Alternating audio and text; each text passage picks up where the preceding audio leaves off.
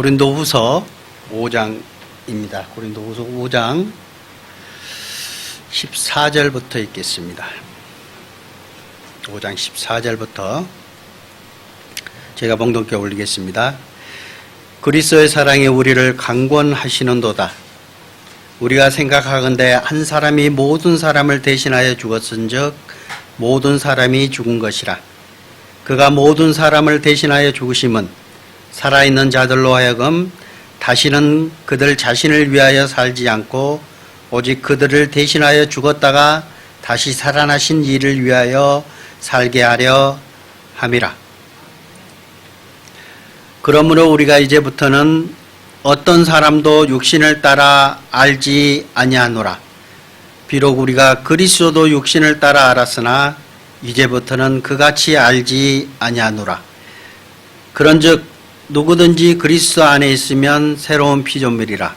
이전 것은 지나갔으니 보라 새 것이 되었도다.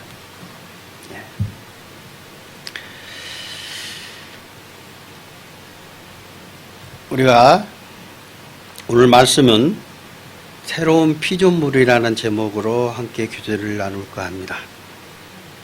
우리가 누구냐 하는 것을 다시 한번 되새겨보는 시간입니다. 새로운 피조물. 새로운 피조물이라는 그 자체가 뭐죠? 우리는 하나님께로부터 지음받은 피조물입니다. 그죠? 그렇다면 그 모습이 아니라 하나님께서는 우리에게 새로운 피조물이라는 표현을 성경에 썼습니다. 우리는 바뀌었다는 겁니다. 어떻게 바뀌었는지 좀 살펴보는 시간을 좀 가져볼까 합니다. 좀 전에 읽었던 본문 말씀으로 다시 돌아가겠습니다. 14절. 그리스도의 사랑이 우리를 강권하시는도다. 그리스도의 사랑이 우리를 강권하시는도다. 주님이 어떻게 우리를 사랑하셨습니까?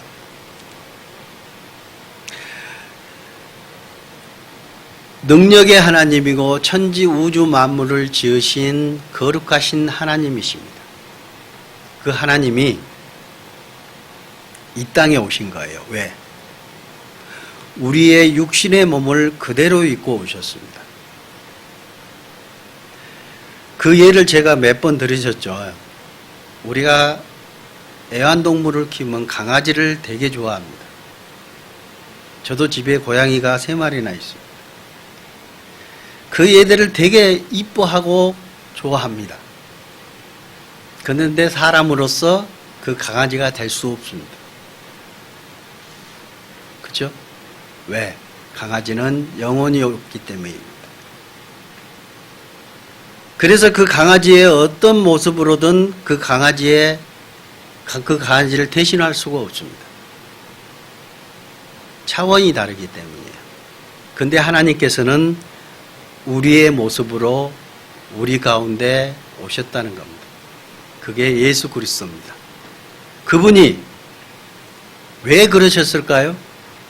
너무너무 우리를 사랑하기 때문에. 근데 주님께서는 이렇게 말씀하고 계십니다. 그리스도의 사랑이 우리를 강권하신다. 그냥 권하는 게 아니라 강권한다는 겁니다. 그 다음에 우리가 생각하건대 한 사람이 모든 사람을 대신하여 죽었은즉 모든 사람이 죽은 것이라. 한 사람이 죽으심으로 예수 그리스도께서 십자가에 못 박히심으로 세상 모든 사람들이 주의 은혜를 받았습니다. 천국에 갈 수 있는 길을 열어두셨습니다. 그래서 주님께서 내가 길이요 진리요 생명이라 라고 말씀하셨습니다. 그죠? 근데 사람들이 그 길을 알지 못하고 그 길을 걷지 않는 사람들이 세상에 너무너무 많습니다.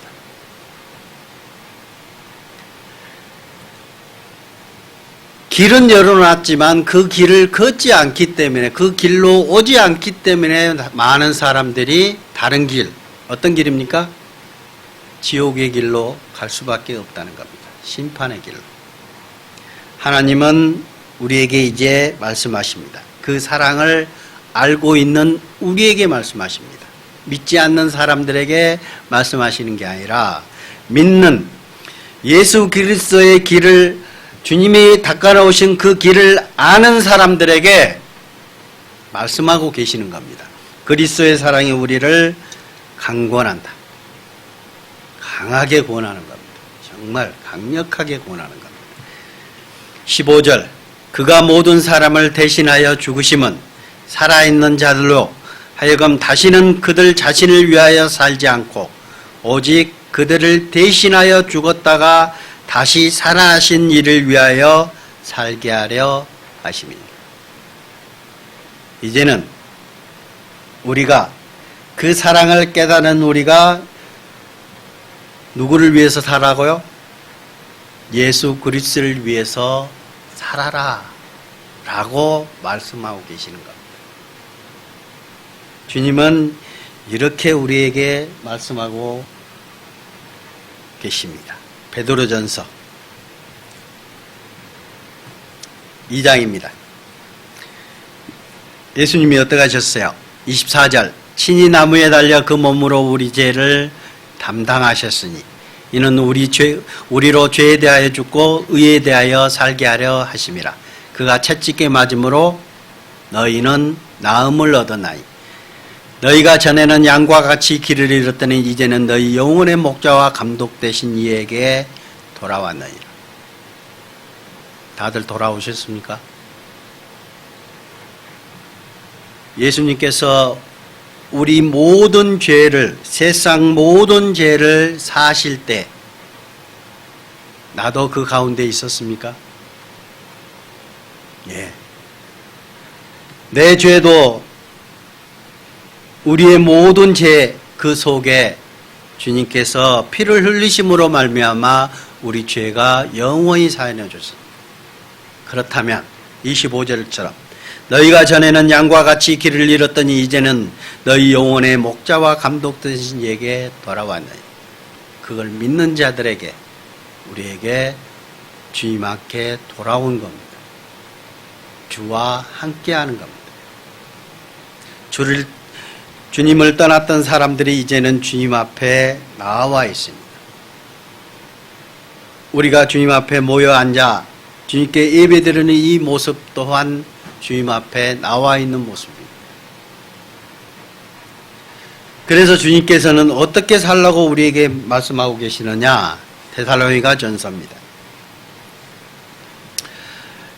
예수께서 우리를 위하여 죽으사 우리로 하여금 깨어있든지 자든지 자기와 함께 살게 하려 하셨느니라. 그러므로 피차 권면하고 서로 덕을 세우기를 너희가 하는 것 같이 하라. 깨어있든지 자든지 주님과 함께 살게 하려 하셨느니라. 우리가 얼마만큼 주님과 함께 동행하십니까? 우리 가운데는 성령님이 와 계십니다. 얼마만큼 동행하고 계세요? 내가 바쁘다는 핑계로. 혹시 여기 우리가 모여있는 이 장소를 떠나면 계단을 내려가면과 동시에 주님을 저기 멀리 버리시지 않습니까? 주님은 우리와 끝까지 함께 하십니다. 근데 누가 버려요? 우리가 버립니다. 잊어버려요. 주님이 옆에 계신 것을 망각하고 있습니다. 내가 무슨 일이 있고 갑자기 꿍 하면 그때 가서 오 하나님, 그지 않아요? 그때 가서 찾아요. 내가 힘들면, 어려우면 그때 가서 주님을 찾고 계시지 않습니까? 그렇다면 깨든지 자든지 자기와 함께 살게 하려 하였느니라 했는데 그와 함께 살고 있지 않다는 사실입니다. 우리의 모습이에요. 그래서 주님께서는 우리에게 그리스도의 사랑이 우리를 강권하십니다. 권합니다. 좀 제발 내가 옆에 있다. 내가 너와 항상 함께하고 있다고 성경에 여기저기에 말씀하고 계십니다. 근데 내가 착각하고 있어요. 망각하고 있어요. 베드로전서 4장 1절 그리스도께서 이미 육체의 고난을 받으셨으니 너희도 같은 마음으로 갑옷을 삼으라. 이는 육체의 고난을 받은 자는 죄를 그쳤음이니 그 후로는 다시 사람의 종욕을 따르지 않고 하나님의 뜻을 따라 육체의 남은 때를 살게 하려 함이라. 너희가 음란과 정욕과 술취함과 방탕과 향락과 무법한 우상 숭배를 하여 이방인의 뜻을 따라 행한 것을 지나간 때로 족하도다. 우리가 하나님을 알기 전에는 그렇게 살아왔어요. 3절처럼 음란하고 어떤 이쁜 아가씨가 지나가면 저도 그 영상을 하나 갖고 있는데 실험을 한번 한 적이 있습니다. 나이 드신 60, 70 되신 분들을 대상으로 실험을 하셨어요. 젊은 이쁜 아가씨가 미니스커트를 입고 가슴도 많이 내놓고 옆을 딱 지나갑니다. 근데 눈이 어디로 갈까요? 그 사람을 따라갑니다. 자연적인 현상이에요. 마음속으로 음욕을 품은 자마다 이미 간음하였느니라 그랬어요. 음란과 정욕과 핸섬하고 멋있는 남자가 있으면 사랑합니다 하고 쫓아다니고 그러잖아요. 우리 남편은 왜 젖다구로 안 생겼을까? 그지 않아요? 음욕이고 정욕이고 욕심 그리고 술 취함. 그리스도인들은 절대적으로 술 취하면 안 됩니다. 어떤 교회에서는 술을 허용하는 데도 있더라고요. 그죠? 성경은 절대 술을 못 먹게 합니다. 성경은 어떤 표현이 나와 있나? 너희는 포도주를 입에도 대지 말라고 그랬어요. 가까이 하지도 말라고 그랬어요. 그리고 방탕과 향락, 내 마음대로 살고 규모 없이 살고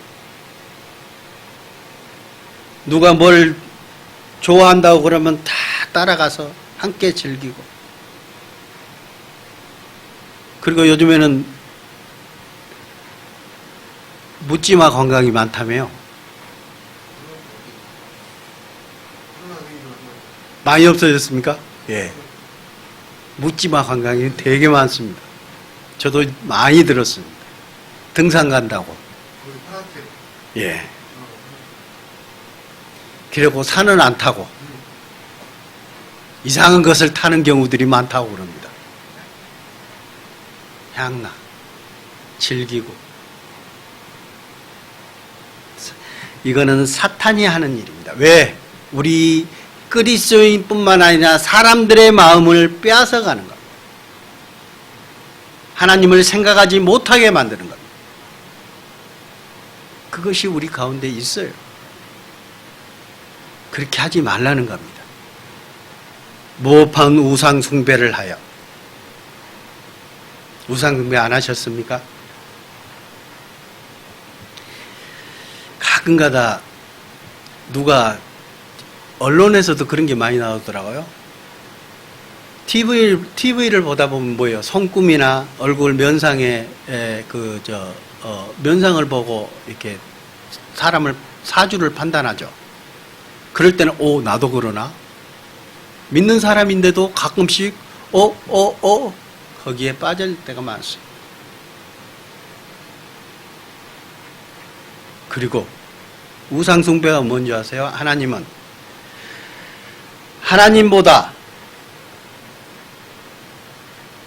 하나님보다 더 사랑하는 자가 있으면 그게 우상입니다. 내가 재물을 더 사랑합니까? 내 자식을 더 사랑합니까? 그렇다면 그게 우상입니다. 하나님은 하나님보다 더 사랑치 않기를 원한 이방인의 뜻을 따라 행한 것은 지나간 때로 족하다. 이것들은 하나님을 믿지 않는 사람들의 특징입니다. 그런데 그의 모습을 우리는 그동안 해왔습니다. 그동안 그렇게 살아왔습니다. 이제는 주님 앞에 주님의 은혜를 깨달은 주님께서 우리를 위해서 목숨을 주신 그 은혜를 우리가 깨달은 사람입니다. 예수 그리스도 하나님의 목숨을 우리가 대신 받은 겁니다. 그렇다면 주님께서는 그것을 우리를 구원해 주시고 이제 우리에게 그렇게 살지 말라라고 말씀하십니다. 그럼 당연히 살지 말아야 되는 거예요. 그렇다면 이제 본문 다시 돌아가 보겠습니다. 5장 16절 17절이 빠졌네요. 그러므로 우리가 이제부터는 어떤 사람도 육신을 따라 알지 아니하노라. 우리가 비록 그리스도도 육신을 따라 알았으나 이제부터는 그같이 알지 아니하노라. 그런즉 누구든지 그리스도 안에 있으면 새로운 피조물이라. 이전 것은 지나갔으니 보라 새 것이 되었도다. 새로운 피조물, 우리는 변화되어야 되는 겁니다. 왜? 우리 가운데 주님이 계시기 때문에 달라야 되는 거예요. 우리 가운데 그 전에는 내가 있었고 사탄 마귀가 있었습니다. 이제는 성령님께서 우리 가운데 거하시는 성전입니다. 주님이 계신 곳이 성전이시잖아요. 그죠? 그렇다면 우리는 어떻게 행동해야 돼요? 주님이 이 안에 계시면 주님답게 살아가야 되고 주님의 성전처럼 거룩해야 되는 겁니다. 우리의 모습은 거룩한 모습으로 나타나야 되는 겁니다. 한번 뒤돌아봅시다. 내가 정말 주님 앞에 거룩한 모습이었나? 그냥 겉모습만 이쁘장하고 겉모습만 이쁘게 치장하는 그런 모습이 아니라 정말로 우리의 모습이 변화됐냐 하는 거예요. 17절에 있는 말씀은 그리스도 안에 있으면 새로운 피조물, 완전히 바뀌는 거예요. 완전히 바뀌어야 되는 거예요. 어떻게? 이 사진 한번 볼까요? 제가 제일 먼저 멋있는 사진 하나 보여드렸죠. 어때요? 이쁩니까? 이 벌레는 기어다녀야 됩니다. 뛸 수도 없습니다. 그리고 뭔만 찾아요? 풀만 찾습니다. 잎사귀만 찾습니다. 먹는 게 달라요. 서로 아웅다웅 다투고 있습니다. 내가 먼저 먹을래. 내 거야. 너 저리 가. 그런데 이 애벌레가 나중에 어떻게 변화되는지 아시죠? 이렇게 변화됩니다. 이렇게 되는 거예요. 좀 전에 있었던 이 벌레하고 비교 한번 해봅시다. 어떤 게 이뻐요? 이렇게 변화된다니까요. 이게 아시잖아요. 꽈리를 털고 있다가 나중에는 호랑나비로 다 바뀝니다. 이렇게. 우리의 모습이어야 되는 거예요. 그리고 진짜로 우리가 주님 앞에 설 때 이 모습이 이 육신의 모습이 아니라 정말 영광스러운 모습으로 우리가 변화된다는 사실을 우리는 알고 있잖아요. 그 모습을 하나님은 우주 만물에다가 보여주신 겁니다. 우리의 마음도 우리의 영도 이렇게 변화되어야 되는 겁니다. 우리의 행동도 달라져야 된다는 겁니다. 이 벌레는요, 기어다니고 풀밖에 먹을 수 없습니다. 먹는 게 달라요. 행동하는 게 달라요. 나비는요, 하늘을 납니다. 하늘을 날아요. 그리고 뭘 찾아요? 나비는 뭘 먹어요? 풀 먹습니까? 아니잖아요. 꽃을 찾습니다. 꿀을 먹습니다. 먹는 것 자체가 달라요. 행동하는 것 자체가 다릅니다. 그게 우리의 모습이어야 되지 않습니까? 새로운 피조물입니다. 주님 안에서 우리가 거듭난 그리스도인들에게는 바뀌어야 되는 거예요. 성경 욥기서 25장. 하나님 앞에 우리가 주님을 알기 전에는 어떤 모습이었습니까? 25장 4절. 그런즉 하나님 앞에서 사람이 어찌 의롭다 하며 여자에게서 난 자가 어찌 깨끗하다 하랴. 보라, 그의 눈에는, 하나님의 눈에는 달이라도 빛을 발하지 못하고 별도 빛나지 못하거든 하물며 구더기 같은 사람, 벌레 같은 인생이다 라고 하나님은 말씀하고 계십니다. 우리가 주님을 알기 전이었습니다. 하나님이 보시는 모습이에요. 우리는 구더기 같은 사람이고 벌레 같은 인생입니다. 조금이라도 더 먹으려고 아웅다웅하고 싸우고, 그 모습이 우리의 모습이었습니다. 이제는, 죄송합니다. 이거 안 바뀌었네. 14절. 무릇 하나님의 영으로 인도함을 받은 사람은 곧 하나님의 아들이라. 너희는 다시 무서워하는 종의 영을 받지 아니하고 양자의 영을 받았으므로 우리가 아빠, 아버지라 부르짖느니라. 우리가 기도할 때 아버지라 부르십니까? 우리가 하나님 아버지, 주님, 아버지라고 부르십니까? 예, 이제는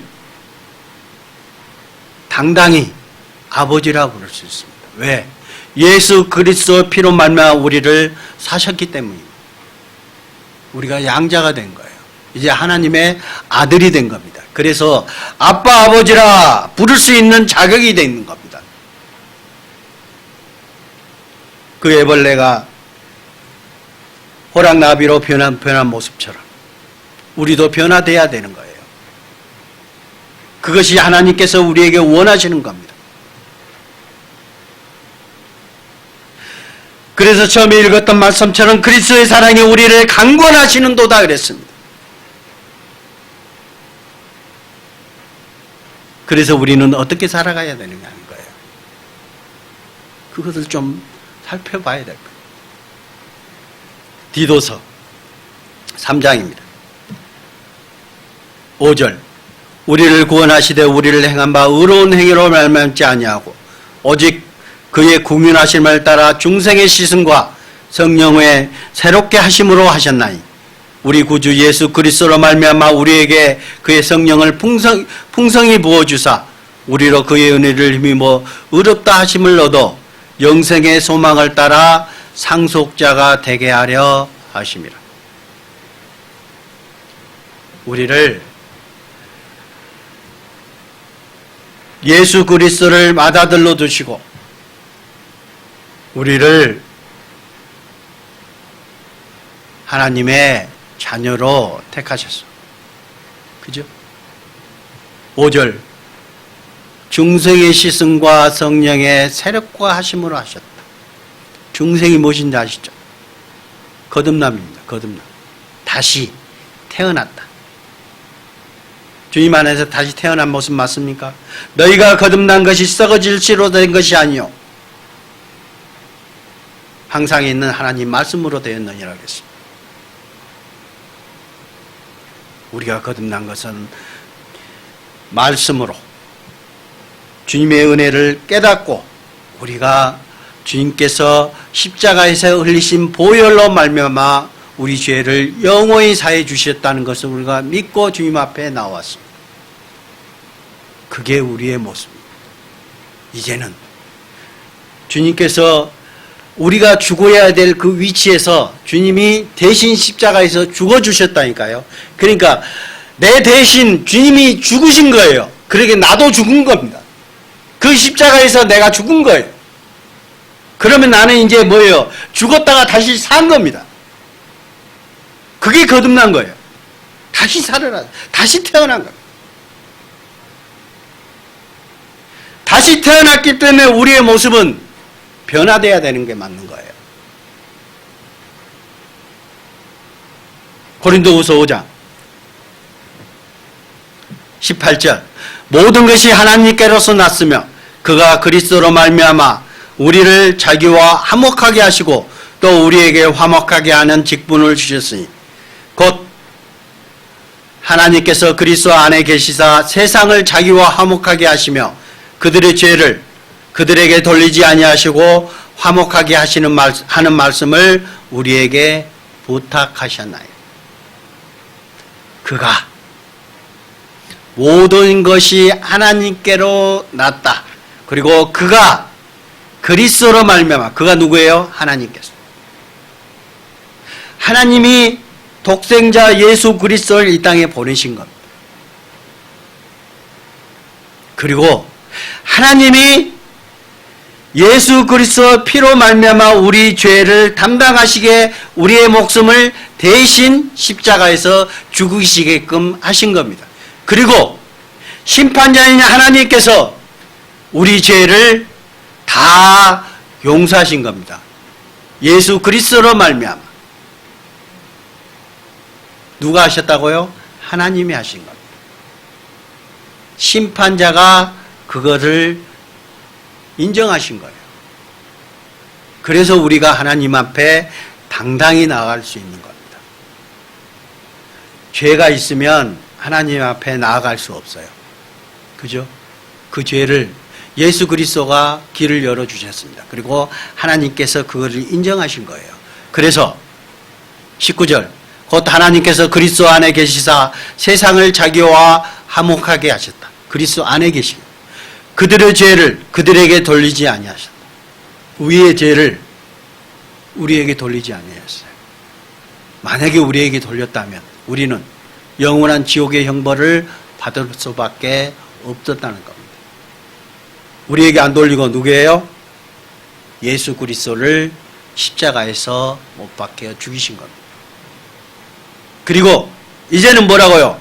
화목하게 하시고 화목하게 됐잖아요. 내가 천국의 소망을 가질 수 있었잖아요. 화목하게 하신 말씀을 우리에게 부탁하셨습니다. 너만 알고 있어? 그러지 말고 우리 주위에 있는 많은 사람들에게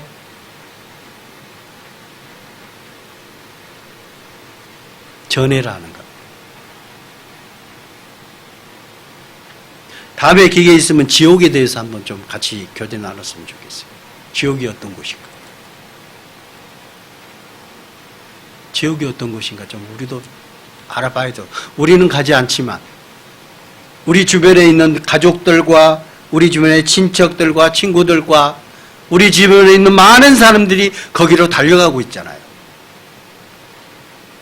나는 안 가니까 그거 알 필요 없을까요? 알 필요가 있어요. 정말로. 기회되면 한번 같이 교제 나누도록 하겠습니다. 그래서 하나님께서는 우리에게 너희만 알 게 아니라 너희가 그 사랑을 깨달았으면 그 사랑을 많은 사람들에게 전해라 하는 것 부탁하셨습니다. 그리고 우리의 자신도 하나님 앞에 온전한 거룩한 모습으로 주님 앞에 나오기를 하나님은 지금도 강권하고 계시고 강구하고 계십니다. 로마서 12장입니다. 그러므로 형제들아 내가 하나님의 모든 자비하심으로 너희를 권하노니 너희 몸을 하나님이 기뻐하시는 거룩한 산 제물로 드리라. 이는 너희가 드릴 영적 예배니라 그랬어요. 너희는 이 세대를 본받지 말고 오직 마음을 새롭게 함으로 변화를 받아 하나님의 선하시고 기뻐하시고 온전하신 뜻이 무엇인지 분별하도록 하라. 명령입니다. 너희는 하나님의 모든 자비하심으로 너희를 권한다. 너희 몸을 하나님이 기뻐하시는 거룩한 산 제물로 드리라. 거룩해야 되는 거예요. 죄가 이 가운데 들어오면 안 되는 거예요. 죄의 모습으로 있지만 그 모습을 줄여가야 되고, 우리가 왜 기도합니까? 그것을 이기기 힘드니까 기도하는 거예요. 부탁하는 거예요. 주님께 도와달라고. 그게 우리의 모습이에요. 근데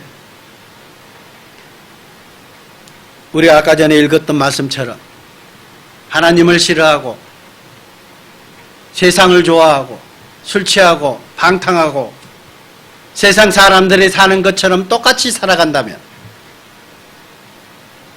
거룩한 산 제물이 될 수 있을까요? 구약에 양과 염소를 제물로 드릴 때 어떻게 했어요? 어떤 것을 드렸어요? 흠 없는 것을 드렸어요. 깨끗한 것. 절지도 않고 정말 깨끗한 제물을 하나님께 드렸습니다. 자, 우리를 드리라고 합니다. 너희 몸을 하나님이 기뻐하시는 거룩한 산 제물로 드리라고 합니다. 우리의 행위를 드리는 겁니다. 우리의 모습을 드리는 겁니다. 우리가 교회 말씀 앞에 우리가 예배 드리러 올 때 정말 거룩한 모습으로 오십니까? 한 번쯤 되새겨 봐야 됩니다. 오실 때 여기 와서 기도하시고 주님 앞에 나와야 될 겁니다. 왜? 나의 모습을 뒤돌아보고 주님께 나의 모습을 다시 한번 드리고 그것을 회개해야 되는 거예요. 그것이 참된 신앙인의 그리스도인의 예배의 모습입니다. 우리가 나오는 모습들이 그냥 와서 그냥 참석만 하면 되는 게 아니에요. 예배의 모습은 거룩한 모습으로 주님 앞에 제물로 나와야 되는 거예요. 우리의 모습이어야 되는 겁니다. 그러므로 골로새서 3장입니다. 그러므로 너희는 하나님이 택하사 거룩하고 사랑받는 자처럼 긍휼과 자비와 겸손과 온유와 오래 참음을 옷 입고 누가 누구에게 불만이 있거든 서로 용납하여 피차 용서하되 주께서 너희를 용서하신 것 같이 너희도 그리하고 이 모든 것 위에 뭘 더하라고요? 사랑을 더하라. 이는 온전하게 매는 띠니라 그랬어요. 사랑하면 성경도 사랑은 허다한 죄를 덮느니라라고 말씀하고 계십니다. 사랑하면요 용납이 돼요. 덮어져요. 참 희한해. 여러분 자녀들 사랑하시죠? 자녀들 사랑하는 거 보면 희한하게. 저도 어머님 모시고 계십니다. 죄송합니다. 가정 얘기를 해서. 왜 그런지 모르겠어요. 내가 어머니를 향한 사랑과요, 내가 자녀를 향한 사랑이 너무 달라. 그래서 내가 마음이 아파요. 어머니가 나를 사랑하는 사랑을 알고 있거든요. 내가 자식을 사랑하다 보니까 알잖아요. 근데 내가 어머니를 대하는 사랑이 틀려. 크지 않아요? 자녀에 대한 사랑은 크면서 어머니에 대한 사랑이 작아져. 그리고 어머니가 뭘 실수하면 짜증내. 속으로 짜증이 나. 왜 그럴까? 근데 자녀가 그러면요 아무렇지도 않게 치운다니까요. 너무 이상해요. 정말 신기하더라고요. 우리의 모습이, 우리가 하나님께 향하는 그 사랑이 그만큼 틀어졌다는 겁니다. 내가 정말 주님을 사랑하느냐? 그렇게 하지 않는 거예요. 주님이 베드로에게 물었잖아요. 네가 나를 사랑하느냐? 그죠? 네가 나를 사랑하느냐? 뜨끔한 겁니다. 내가 주를 사랑하는 줄 주께서 아시나이다. 베드로처럼 주님을 사랑해 보셨습니까? 바울처럼 주님을 사랑해 보셨습니까? 우리의 모습이어야 되는 겁니다. 우리의 모습이 주님을 사랑하는 사랑의 모습이 아닐 때가 많습니다. 주님은 우리를 목숨까지 주신 분입니다. 어떤 때 그런 생각도 저도 해봅니다. 주님께서 나에게 목숨을 원하시면 내가 아멘 하고 주님께 목숨을 드릴 수 있을까? 그런 사랑을 할 수 있을까라고 한 번쯤 생각해 봅니다. 생각할 때는 그럴 수 있겠다라고 합니다. 막상 다치면 그게 가능할까? 신약시대 그리스도인들을 핍박할 때 어떤 모습이었습니까? 산채로 십자가에 묶어놓고 밑에서 불을 질렀습니다. 아시죠? 그 모습 많이 보셨잖아요. 근데 그들은 찬송을 부르며 주님을 맞이했습니다. 내가 그럴 수 있을까? 내가 정말 그 가운데서도 주님을 그렇게 찬송 부르며 맞이할 수 있을까? 그런 믿음일까? 저도 그런 생각을 많이 해봅니다. 내가 나태해질 때마다 그런 생각을 해봐요. 정말 내가 주님을 사랑하느냐? 저는 기도 가운데서도 가장 많은 기도가 나온 게 정말 믿음을 달라고, 주님을 사랑하는 그 사랑을 알게 해달라고, 내가 주님을 사랑할 수 있도록 해달라고. 기도 가운데 끊이지 않습니다. 저는. 왜? 내가 주님을 사랑하는 그 사랑이 너무나 빈약하기 때문입니다. 그래서 가끔 그 생각을 하는 거예요. 십자가에서 매달아 놓고 불을 태웠을 때 내가 정말 주님께 찬양을 드릴 수 있을까? 우리의 모습도 그렇습니까? 정말 찬양을 드릴 수 있을까요? 한 번쯤 생각해 볼 기회가 됐으면 좋겠습니다. 베드로전서 2장입니다. 갓난 아이들 같이 순전하고 신령한 젖을 사모하라. 잘 아시는 말씀이죠. 이는 그로 말미암아 너희로 구원에 이르도록 자라게 하려 함이라. 너희가 주의 인자하심을 맛보았으면 그리하라. 갓난 아이들 같이 순전하고 신령한 젖을 사모하라. 주님의 말씀 가운데 우리가 살아가야 되고, 주님께서 우리에게 주신 말씀을, 주님께서 우리에게 주신 사랑의 편지를, 사랑을 담아서 주신 우리의 하나님의 말씀을 우리가 사모하고 그것을 항상 가까이 해야 하는 겁니다.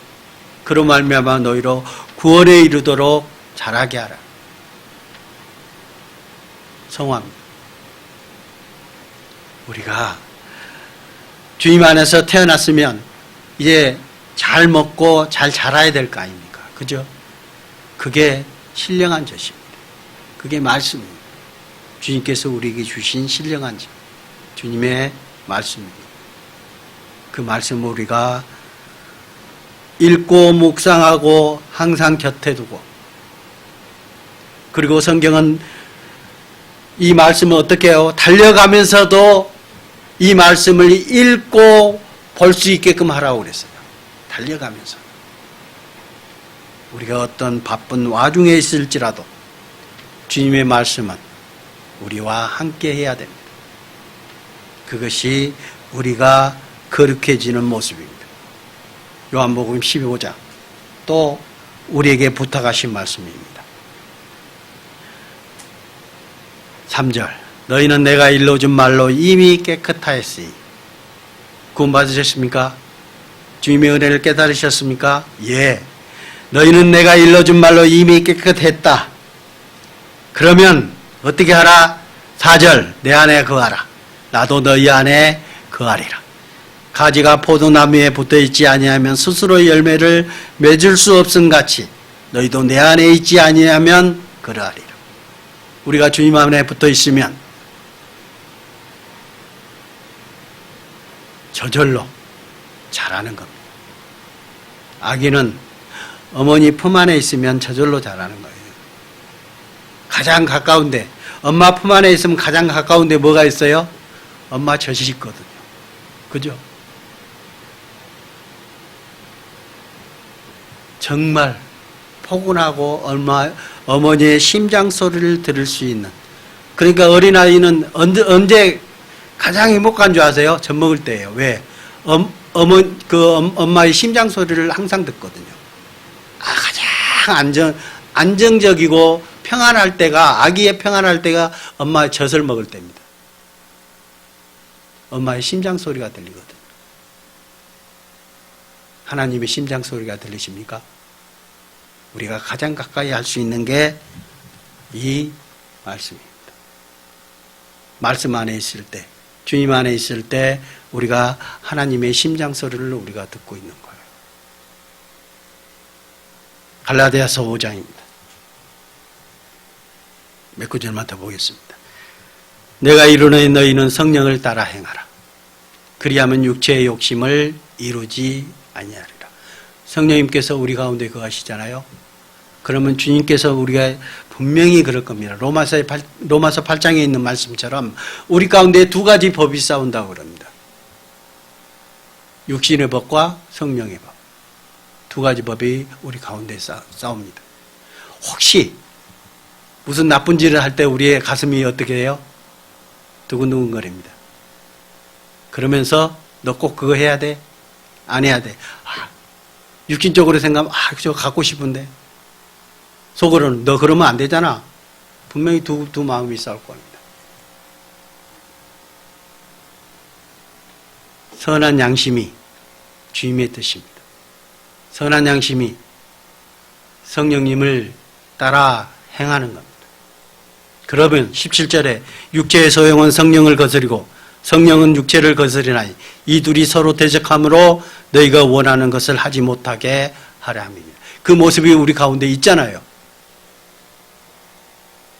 무엇을 택하느냐는 나에게 달려있는 겁니다. 내가 성령을 따라 행할 듯 아니면 육신을 따라 행하는 것은 우리가 택하는 겁니다. 주님은 말씀하십니다. 내가 이르노니 너희는 성령을 따라 행하라. 요한 1서. 하나님이 우리를 사랑하시는 사랑을 우리가 알고 믿었느니 하나님은 사랑이시라. 사랑 안에 거하는 자는 하나님 안에 거하고 하나님도 그 안에 거하느니라. 주님의 사랑이 우리를 목숨까지 주신 사랑을 우리에게 보여주셨습니다. 그래서 주님은 우리에게 또 명하셨습니다. 내가 너희를 사랑한 같이 너희도 서로 사랑하라. 그죠? 그 사랑하는 것이 하나님 안에 거하고 하나님도 그 안에 거한다고 말씀하고 계십니다. 그리고 제가 오면서 정말 멋있는 모습으로 하나님께 감사의 기도를 드렸습니다. 정말 감사하다 그랬습니다. 우리의 생활은 어떻게 해야 돼요? 범사에 감사하는 생활이 돼야 돼요. 왜? 주님이 우리와 언제든지 함께 하시고 우리를 이끌고 계시기 때문입니다. 골로새서입니다. 그리스도의 말씀이 너희 속에 풍성히 거하여 모든 지혜로 피차 가르치며 권면하고 시와 찬송과 신령한 노래를 부르며 감사하는 마음으로 하나님을 찬양하고 또 무엇을 하든지 말에나 일에나 다 주 예수의 이름으로 하고 그를 힘입어 하나님 아버지께 감사하라. 어떤 일을 하든지 하나님 이름으로 하신 적 있습니까? 어떤 일을 하든지 다 해야 돼요. 그래야 감사의 기도가 나오는 겁니다. 주님께 감사합니다가 나오는 거예요. 근데 대부분 내가 했다고 생각이 되면 하나님 이름이 들어가지 않고 내가 거기에 들어가면 하나님께 감사가 안 나와요. 왜요? 내가 했거든요. 그렇지 않아요? 그죠? 내가 했거든요. 달리기를 막 갔어요. 1등 났어요. 그럼 뭐예요? 야! 내가 1등 했다. 힘을 누가 주셨어요? 하나님. 우리의 지체를 누가 만드셨어요? 하나님.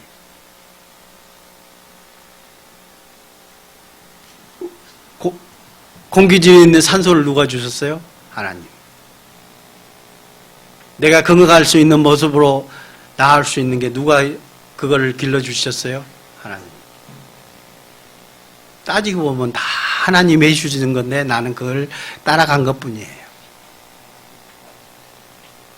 돈을 잘 버십니까? 능력이 좋아서 영업하는데 영업하다 보니까 너무 잘했어요. 진짜 잘 돼. 그 능력을 누가 주셨어요? 하나님이 주신 겁니다. 이스라엘 민족들이 왜 돈 잘 번 줄 아세요? 하나님이 그 돈 버는 능력을 하나님이 주셨습니다. 그래서 이스라엘 민족은 하나님이 돈을 전 세계에서 다 쥐락펴락하고 있는 겁니다. 전 세계의 돈을 다 쥐락펴락하고 있어요. 전 세계에서 빚이 없는 나라가 어디 나라? 이스라엘밖에 없습니다. 다 부채를 가지고 있는데 빚이 없는 나라는 이스라엘밖에 없다는 사실입니다. 왜? 성경에 있는 말씀처럼 하나님이 이스라엘 민족에게 재물을 얻은 능을 주셨다라고 말씀하고 계십니다. 우리에게도 마찬가지입니다. 하나님께서 모든 능력과 그것을 다 우리에게 부여하고 있습니다. 그래서 우리가 하나님께 감사할 수 있는 겁니다. 마지막 말씀입니다. 골로새서 3장 15절. 그리스도의 평강이 너희 마음을 주장하게 하라. 너희는 평강을 위하여 한 몸으로 부르심을 받았나니 너희는 또한 감사하는 자가 되라. 우리가 일거수일투족, 우리가 어디에 있든지 하나님은 우리를 지켜주시고 우리와 항상 함께하고 계십니다. 우리가 침 삼킬 동안도 우리를 놓지 아니하시고 머리털까지 세신바 되셨다고 주님은 말씀하고 계세요. 언제 어느 곳에 있든지 우리 주님께서는 우리와 항상 함께 하시고 우리를 이끄시고 계신다는 사실을 잊지 않으셨으면 좋겠어요. 주님께서 모든 걸 맡기고 주님께 모든 걸 맡기고 주님께 모든 것을 드릴 때 우리는 주님 앞에 감사의 기도밖에 나올 수 없습니다. 그래서 우리가 기도하다 보면 은혜의 감사도 있고 우리가 살아가는 동안 모든 것이 감사할 수밖에 없습니다. 그래서 찬양이 저절로 입에서 나오는 겁니다. 처음부터 끝까지 주님은 우리를 사랑하십니다. 그리고 우리에게 주님은 다시 한번 부탁합니다. 고린도후서 5장 14절을 읽던 말씀처럼 그리스도의 사랑이 우리를 강권하시는도다. 강하게 권합니다. 우리는 새로운 피조물이기 때문에 새로운 피조물처럼 아까 그 호랑나비처럼 꿀을 찾아 꽃을 찾아 이동해야 되는 거예요. 그 꿀이 하나님의 은혜요, 하나님의 말씀입니다. 그리스도인들은 그것을 찾아 헤매고 그것을 찾아 다니는 게 합당한 겁니다. 나비가 기어다니고 잎사귀를 먹을 수 없음 같이 우리도 지나간 때가 족하다는 말씀처럼 그동안에 있는 모든 그런 악한 행동들을 육신과 주님의 예수 그리스도의 그 십자가의 상에서 주님께서 피 흘리심으로 다 버리셔야 되는 거예요. 우리의 모습이 주님 앞에 귀한 예배가 됐으면 좋겠습니다. 기도드리겠습니다.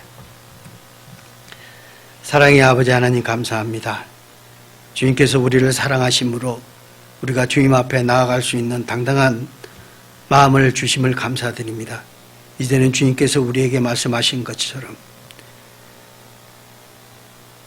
우리에게 또한 강권하며 우리에게 원하셨습니다. 정말 우리가 거룩한 모습으로 주님 앞에 나아갈 수 있도록 인도해 주시고 우리가 부족한 것, 육신에 치우쳐 있을 때마다 주님께서 우리를 붙잡아 주시고 그 가운데서 벗어날 수 있도록 인도해 주시옵소서.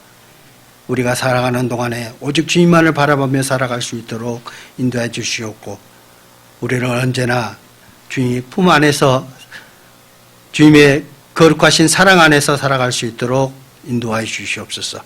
우리를 사랑하시는 예수님의 이름으로 감사하며 기도드렸습니다. 아멘. 감사합니다.